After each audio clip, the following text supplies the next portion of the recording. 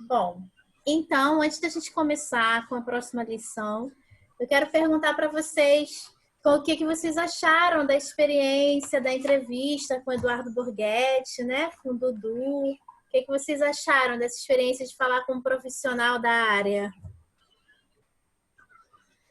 Incrível. Incrível! Legal. Amazing! Muito legal! É interessante isso, né? Eu gosto muito de fazer isso, gente, com a educação, com a sala de aula, porque às vezes, quando a gente aprende as coisas, a gente fica pensando muito na teoria daquilo, não é verdade? Como se fosse coisas que estivessem presas em um livro. Mas quando a gente traz esse tipo de experiência, como foi a entrevista com um dublador profissional, a gente mostra que a vida ela é prática. E aquilo que a gente aprende na escola vai ser praticado, né, em algum momento. Claro que alguns vão praticar, cada um vai ter uma profissão diferente, né? Por exemplo, tem coisas da matemática que eu não pratico na minha profissão, porque eu sou professora de artes de inglês, né? Mas vocês aprendem de uma maneira geral várias matérias para que vocês possam ter vários conteúdos, para que vocês possam ter a visão do mundo e assim escolher o que vocês querem. E eu trouxe a presença do Eduardo para poder trazer para vocês essa questão da vida real, né? Existe uma profissão de artista que não é a profissão que aparece na televisão, né? Que não é a profissão de que o rosto dele não aparece, né? A gente ouve a voz dele.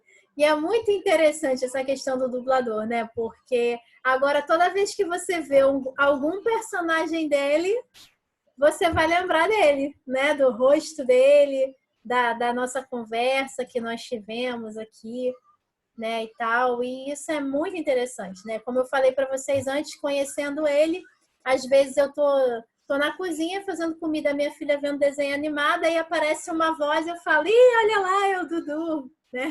Porque existe um dono para aquela voz, né? E isso é muito legal. Então, na última aula, né, a gente teve essa oportunidade de entrevistar o Dudu.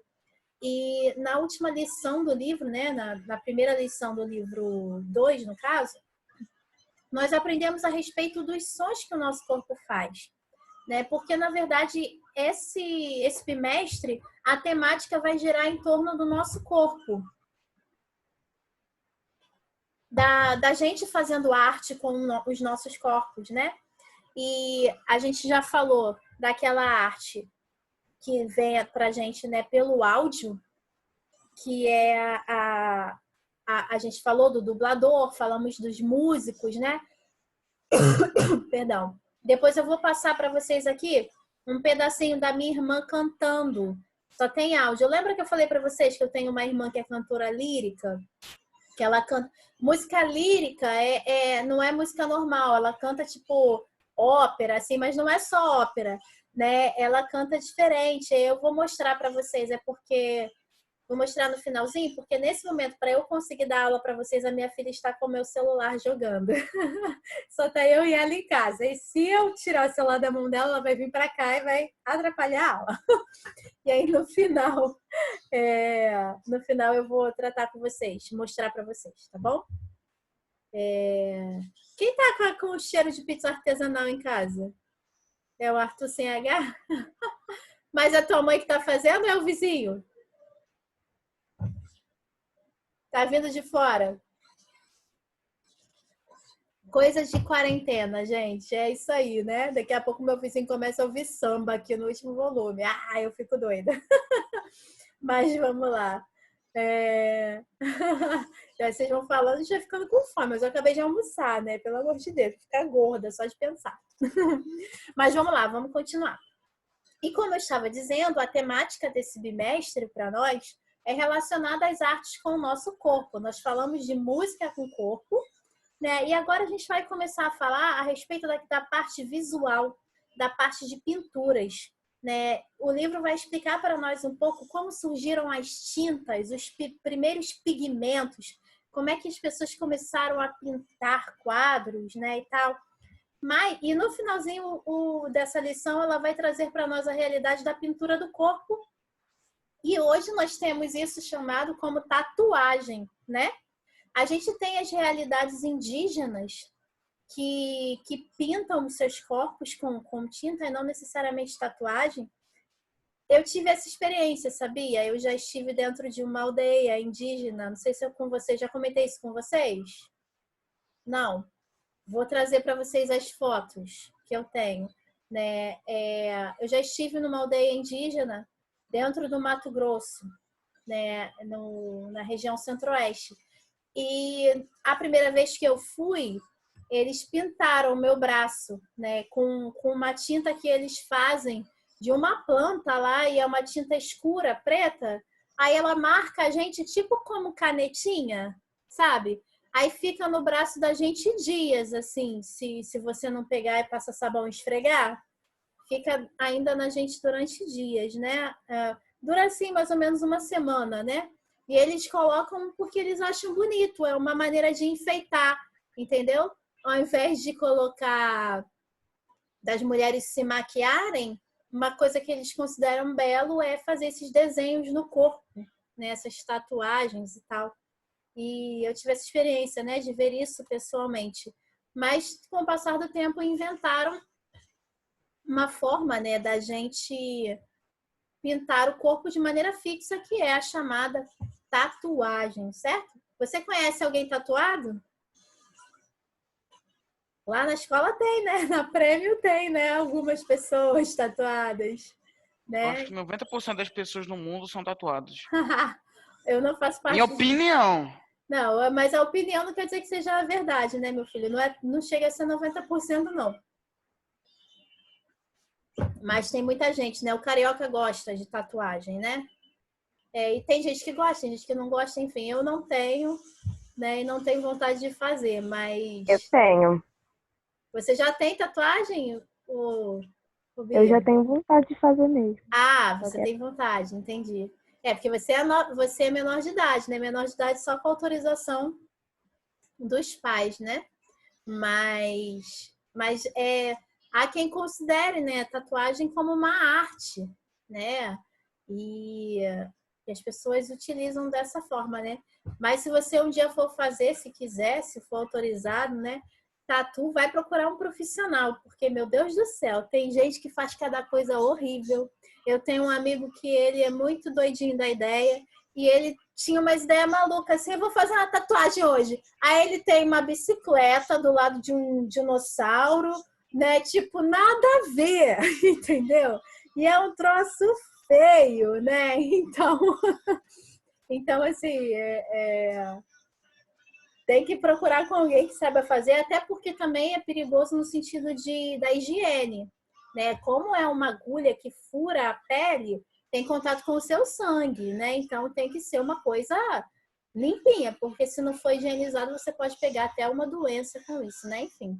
Mas isso, vocês são muito novos para fazer isso, né? Podem pensar, mas mais para frente, quem sabe? Algumas são caras, é verdade. Mas também, se pagar muito barato, pode ser que você queira um dragão e desenhe uma lagartixa, né? Tem que tomar muito cuidado com isso, certo? Mas vamos lá.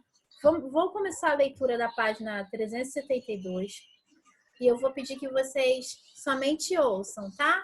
E aí, quando vocês tiverem alguma dúvida, vocês façam perguntas. Mas, gente, faz pergunta só que tem a ver com a aula, não vem com o assunto, nada a ver não, tá bom? Vocês estão ouvindo o som do que a minha filha está ouvindo? Não está atrapalhando vocês não, né? Tá bom, vamos lá. Então, página 372. Da pintura de cavalete à pintura corporal.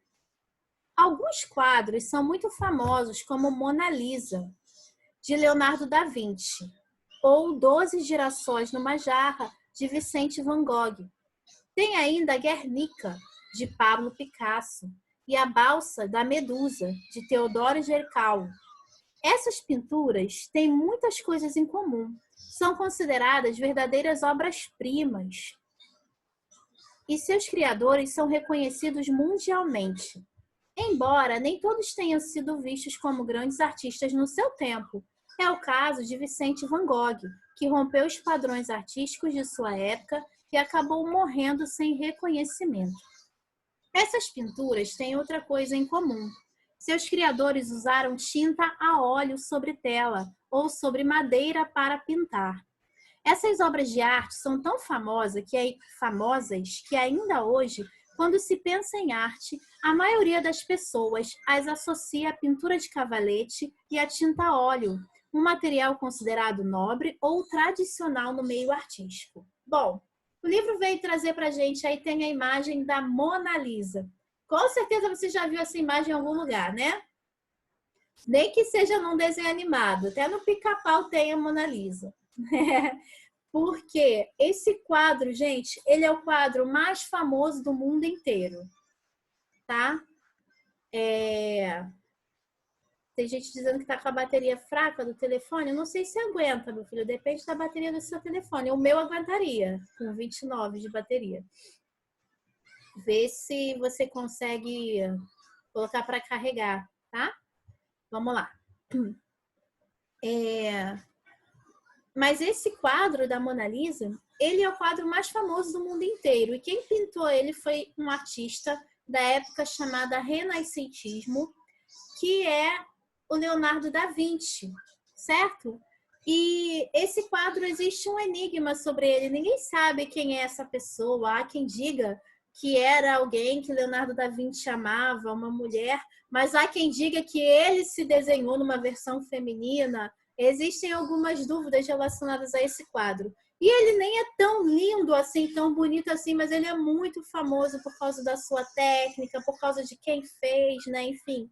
Então é muito conhecido. E existem muitas releituras desse livro. Releitura é quando um outro artista refaz aquela imagem, né? Uma obra que já exista, né? Mas mesmo não tendo nessa beleza, ele é famosíssimo, né? E aí o livro vem trazer para nós, né, essa visão a respeito do que tem em comum esses nomes que ele citou, que essas pinturas elas foram feitas com tinta óleo sobre tela ou sobre uma madeira.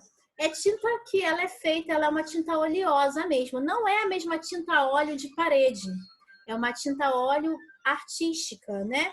E existe, os artistas hoje ainda usam essa técnica, né? E quando a gente fala de cavalete, cavaletes são aqueles apoios, sabe? Quando você vê um artista, um desenho também mostra, pintando num negócio que deixa o quadro assim em pé, né? Naquela armação que tem 3 pés, o nome daquilo é cavalete, né? E eles antigamente pintavam assim com cavalete, até quando iam fazer retratos, né, de algumas pessoas, porque os retratos não existia fotografia, né, no início de tudo. E aí quando alguém queria um retrato seu, a sua imagem não tinha foto, então era um pintor quem fazia, e muitas vezes a pessoa tinha que ficar ali paradinha na frente do pintor, enquanto com seu cavalete ele ia fazendo a pintura daquilo que ele estava vendo. Existem fotos de Da Vinci ou pinturas? Estão perguntando aqui. Então, vão ter imagens dele, sim. Se você jogar lá no Google, você vai encontrar que vai estar lá ele. No FaceApp, não. Tá, mas se você procurar lá no Google, você encontra, assim, alguma coisa do rosto dele. E o Leonardo da Vinci, gente, ele não foi só um artista, ele também era cientista, era um estudioso. Ele fez protótipos das hélices de um helicóptero, sabia? De objetos voadores, né? Ele era, assim, muito, muito cientista mesmo, tá? A imagem que tá travando é a minha, gente? O Thiago tá falando que tá travando. Eu acho que é a tua internet, Thiago. Pra mim não tá travando, não. Então é a sua internet. Na minha tá. Tá, então depende de onde vocês estão. Eu tô vendo todos vocês normalmente. Tá? Com exceção da Camila com K, que tá só com a fotinho. E os outros, né, que estão só com a foto com o nome. Mas enfim, vamos continuar. Certo? Então era pintado com tinta, né? Tinta óleo. Né? Então essa técnica ela era muito apreciada antigamente e hoje ainda pelos artistas. Só que hoje nós temos outros tipos de pintura, tá bom? Ó, vamos entender como é que foi inventada a tinta a óleo, porque tudo que a gente tem hoje, né? Hoje nós temos as coisas muito prontas, né? É só a gente ir numa loja e comprar. Mas antigamente teve gente que criou isso, teve gente que inventou essas coisas. E algumas das tintas, gente, elas vinham ou de plantas, algumas vinham de minerais, ou seja, de pedras, e algumas vinham até de animais, acredita? Existiam uns moluscos, uns animaizinhos assim pequenininhos que se esmagava ele para ter cor. Acredita nisso? Para fazer tinta. E essas tintas elas eram utilizadas pelos artistas que pintavam, mas também existem tintas que eram usadas para tingir tecido, por exemplo, né? Muito antigamente, lá no início de tudo, as roupas que tinham a cor assim puxada para o vermelho, elas eram assim caríssimas, porque conseguir essa pigmentação no tecido não era fácil, né? Enfim, vamos continuar. A origem da tinta a óleo. A invenção da tinta a óleo foi atribuída aos irmãos Van Eyck, pintores flamengos. Flamengos quer dizer que eles torciam para o Flamengo? Não. Flamengo é relacionado a uma região chamada Flandres, ok?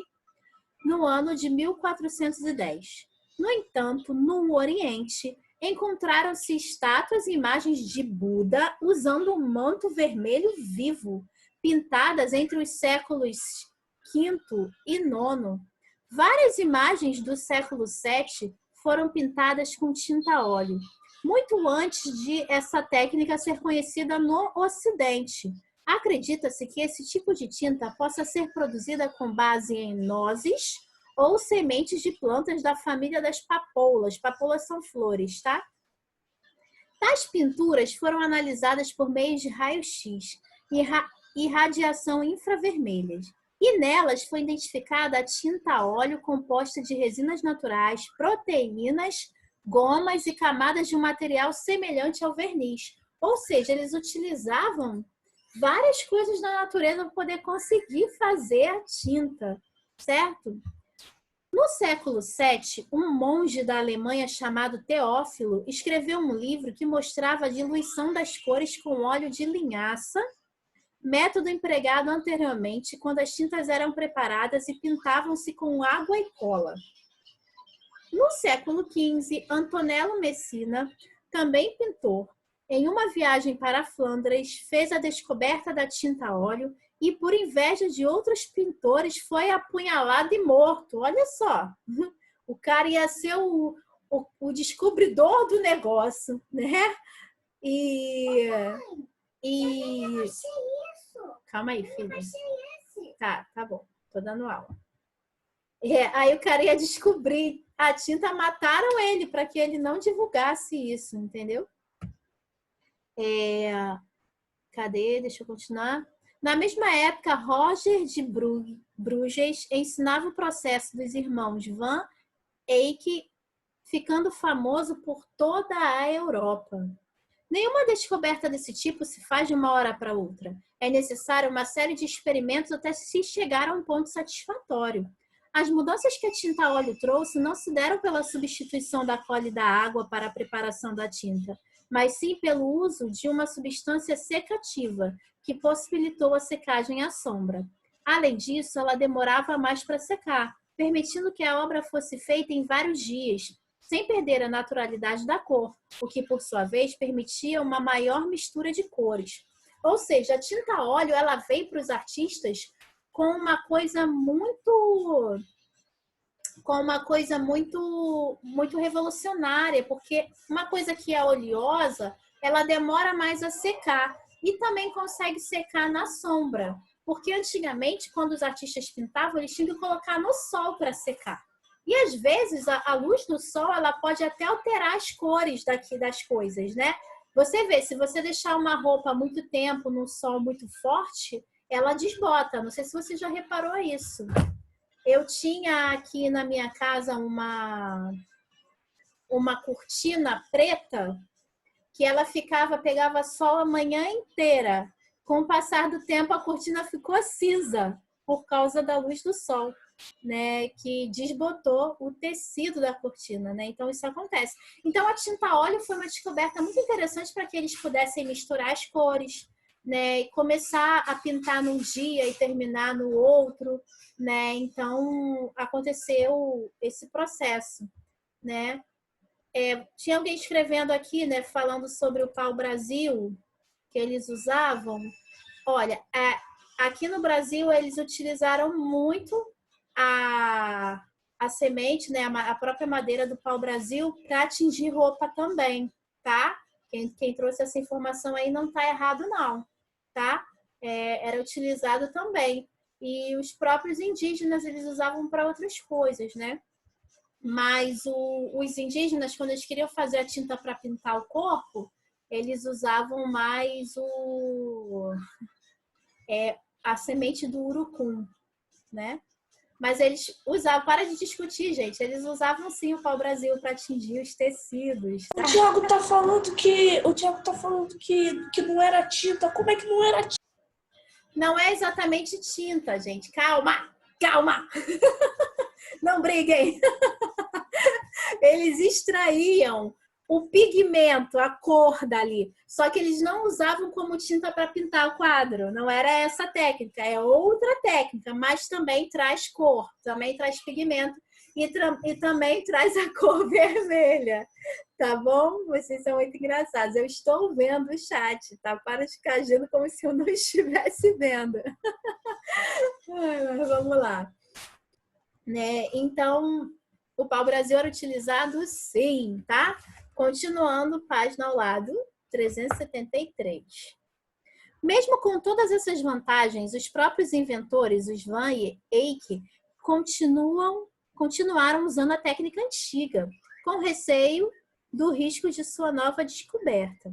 Hoje em dia, as tintas a óleo são feitas com pigmento e aglutinante. Aglutinante é um elemento químico que ele junta, é como se fosse algo que juntasse as partículas, né, para poder funcionar. Se você usar água na tinta a óleo, não dá certo, ela embola toda, ela não mistura. Aí você precisa usar um aglutinante, que é um produto específico para você poder juntar. Se a tinta for à base d'água, por exemplo, a gente usa na escola tinta guache. Tinta guache, ela é boa que ela não dá alergia, né? Por isso que se usa muito com crianças. E ela é a base de água.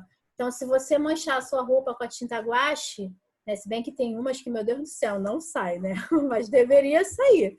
Porque se é uma tinta à base de água, ela deveria sair, né? Por isso que quando a gente está pintando na escola com a tinta guache, às vezes ela fica dura, aí é só a gente misturar um pouquinho de água, né? Que a gente consegue diluir. É porque é uma tinta base d'água. Agora, jamais use uma tinta acrílica, numa tinta base de óleo, usar água, senão você vai estragar a sua tinta, entendido? Precisa usar um material específico, tá bom? Isso é muito utilizado para tingir camisa e também para fazer estampa, esse tipo de coisa. Continuando. Cadê? Hoje em dia, as tintas a óleo são feitas de pigmento e aglutinante, praticamente por meio do mesmo processo utilizado no século XV.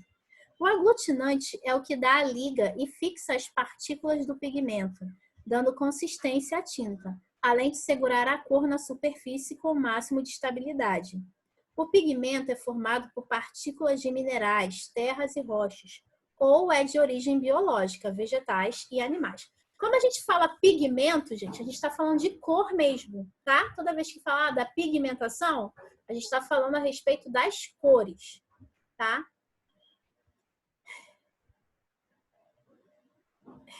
Pode, mas eu vou continuar aqui, depois você volta, tá? Mas eu vou falando aqui. Continuando, os próprios pintores sempre preparavam as tintas em seus ateliês. O pigmento era misturado com aglutinante, podendo ser óleo de linhaça, em alguns casos óleo de girassol, o cártamo, a papoula, entre outros. Então, veja bem, são sempre produtos da natureza em que eles mesmos misturavam, eles mesmos faziam, no tempo, né, muito antigamente. Hoje, se você for numa loja específica disso, você vai encontrar, né, todo esse material, certo? Se eu não me engano, aí em Jardim América, aquela loja grandona que vende um monte de quadro, ela também vende tinta. Eu tô de olho no relógio, tá? Vocês têm alguma aula depois da minha? Não?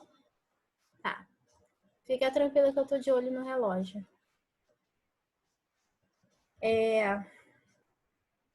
Nós começamos, era 3 horas. A gente tem 10 minutos ainda. Tá. Então, e aí... Aqui no livro tem, eu falei dos bichinhos, né? Olha aí, tem 2 bichinhos, ó.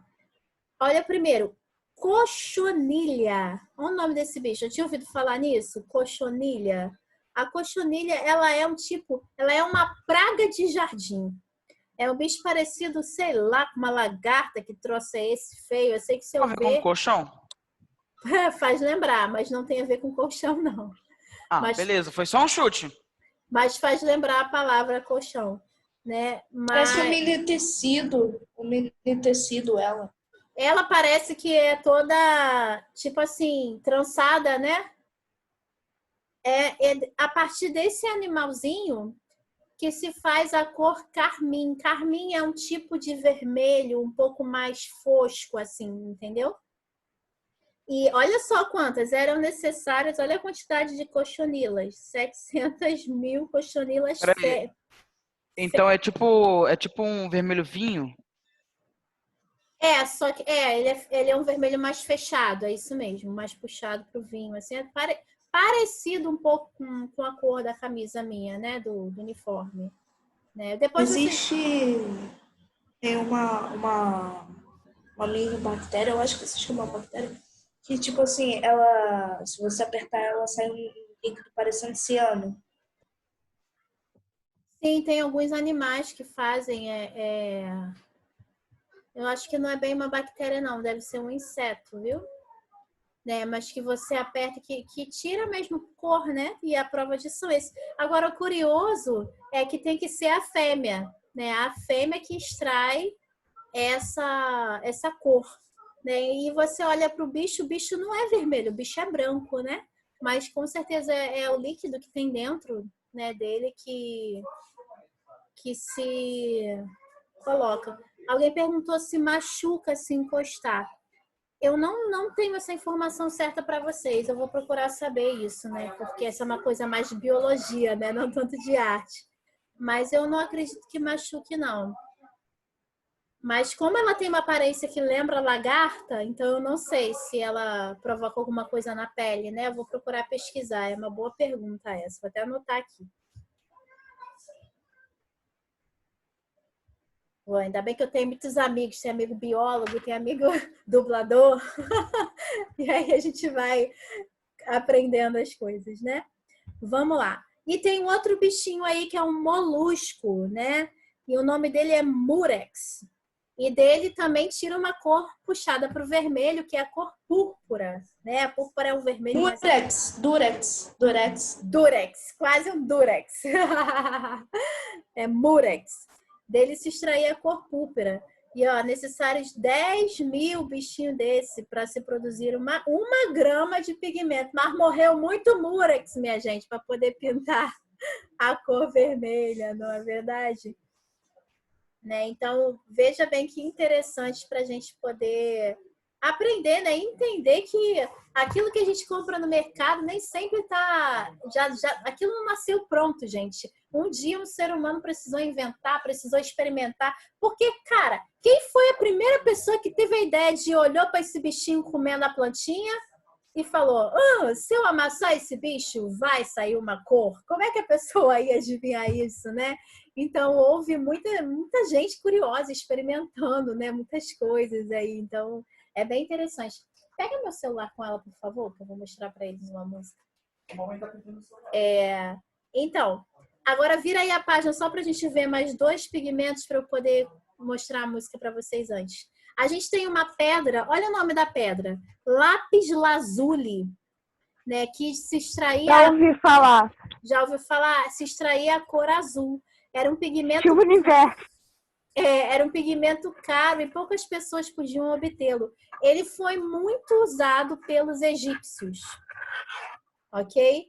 Muito usado mesmo. O povo egípcio fez assim uso nas pedrarias dele, nas esculturas, como é que chama? Nas joias, né? E pegaram até o pigmento para algum tipo de maquiagem, de tinta, né? O povo egípcio, gente, eles criaram, assim, inventaram muita coisa interessante, né? Mas vamos lá. Continuando aqui, a outra olha só, das múmias egípcias se extraía o pigmento marrom. O pigmento era obtido com a trituração das múmias. Eles faziam tinta com os corpos. Cá, minha filha, depois. Vai lá ficar com seu pai. Eles faziam múmia com os corpos. Veja bem isso, né? Peraí, então na verdade aquelas múmias que parecem que são só, tipo uns negocinhos feitos com barro e tal, são pessoas de verdade? Meu filho, são corpos. Uau. As múmias são corpos de pessoas. E dura para sempre, né? Dura muito tempo, muito tempo, muito tempo, por causa de umas técnicas que eles usavam para poder mumificar. Para começar, sabe como é que era? Tá quase acabando a aula. Para começar, sabe como é que era a mumificação? Eles tiravam os órgãos internos que apodreciam mais fáceis. Tiravam o cérebro, o coração,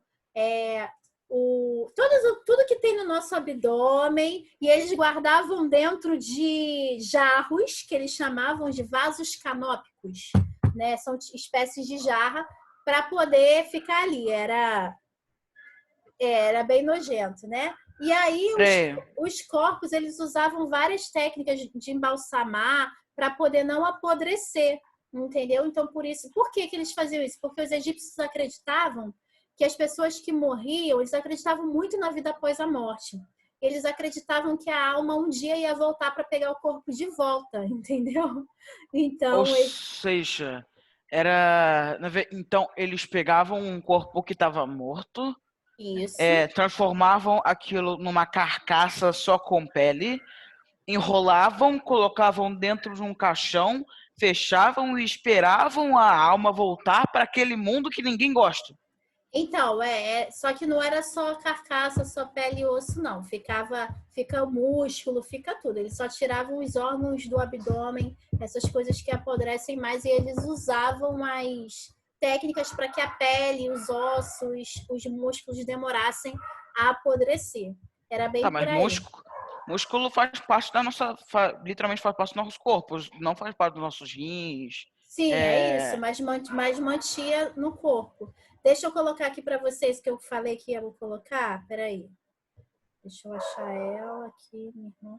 Ela não fez vídeo, né? Que a minha irmã tem uma coisa com aparecer. Ela não gosta de aparecer.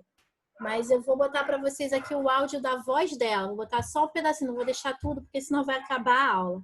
Na realidade, eu vou fazer assim. Eu já me despeço de vocês, né? Até a próxima aula. E eu peço que vocês leiam de novo, né, sobre esse assunto, e na outra aula eu vou trazer uma proposta de atividade, tá bom?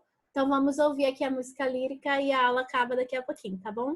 Beijo para vocês. Vamos lá, vamos ouvir. Tá dando para ouvir? Isso é a voz da minha irmã, gente.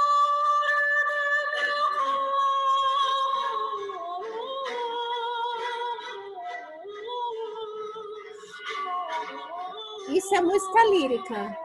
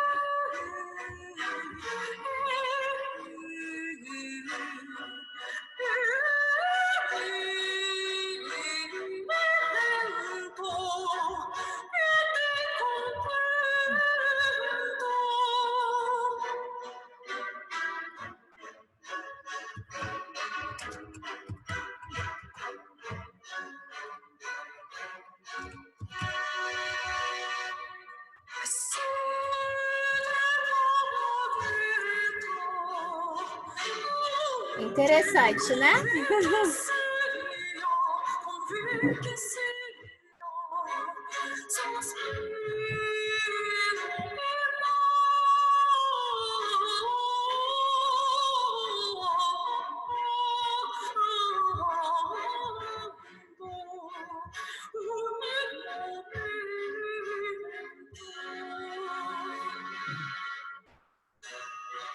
Vou terminando por aqui, gente. Na próxima aula a gente conversa mais. Bia, depois você me fala sobre isso, tá? Tá, agora eu acabei de saber que essa música aí parece de Game of Thrones, né? É, esse estilo.